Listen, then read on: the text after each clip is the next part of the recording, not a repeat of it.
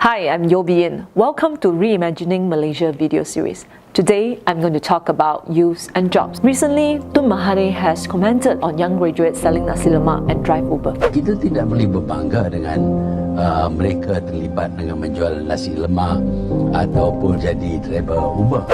And of course, BN politicians and their armies have thrown all kinds of criticism on him. But honestly, Tun Mahathir was just stating the fact of the job situations that is faced by Malaysian youth today. Well, there's really no problem young graduate to sell nasi lemak or drive Uber. But the question that we all really need to ask is this: do they really want to do it, or are they forced to do it? Below the surface of young graduates selling nasi lemak and drive Uber lies two big structural problems. First, unemployment. 1 out of 10 youths in Malaysia is jobless today. While the World Bank reported that Malaysian employers are struggling to look for talents, 1 out of 4 graduates could not get a job 6 months after graduation. This shows that our tertiary institutions are actually not producing the workforce that is needed by the market. There is a mismatch between the supply and the demand of workforce. This is the first structural problem. Second problem, underemployment. Growing up, we were told that a university degree is the ticket to a successful life, or at least a better life than our parents. It doesn't apply anymore today. Many young people today, even with a university degree, are not earning enough to cope with the rising cost of living. Starting salary of young graduates have not increased for the past decade. As a matter of fact, 54% of young graduates are earning less than 2,000 ringgit per month. Do you know that this low salary phenomenon is a result of an economic structural problem that has failed to create good jobs, high-skilled and medium-skilled jobs that pay good salaries? We can see clearly here that our economy has created low-skilled jobs at a faster rate than high-skilled jobs, and we are facing a hollowing of mid-skilled jobs. The percentage of total employment for low-skilled jobs grew from 10.6% to 13.8% from 2001 to 2015, whereas mid-skilled jobs reduced from 65% to 60.7%. High-skilled jobs grew only 1.2% for the past 15 years, from 24.3% to 25.5%. So, how are we going to overcome this? There are 5 things government should do to create a better economy for our youth. First, we must solve the problem of the mismatch between the supply and demand of the workforce. We can do this by matching the numbers of scholarships as well as intake to the tertiary institutions to match the number of what the market needs in the near future.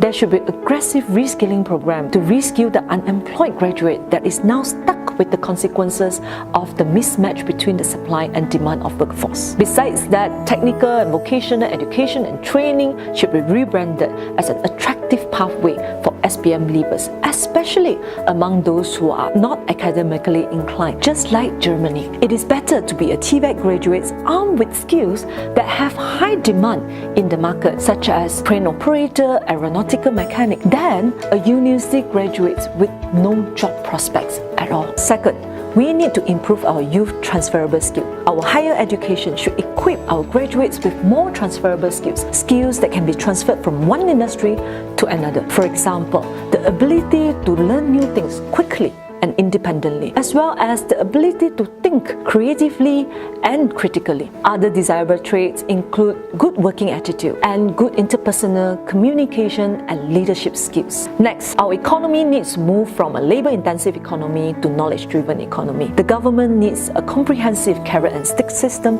to encourage more businesses to adopt technology. This is because such business transition can create more medium and high-skilled jobs. We should also increase our spending in R&D. This table shows the average spending on R&D as a percentage of GDP according to different income levels of the country. Guess how much are we spending? Malaysians only spend 1.3% of our GDP on R&D. This is even lower than the low and medium income countries spending on R&D. In this globalized world where labor, raw materials and goods can move across country boundaries with ease, we need to use our know-how and knowledge to ensure that our economy stays competitive. Next, we need to incentivize youth entrepreneurship. Only 2% of our graduates start their own business upon graduation. This is one of the lowest in the Southeast Asian region. Actually, SMEs create 70% of jobs in Malaysia. If more youth can start their own business, more jobs will be created. This is why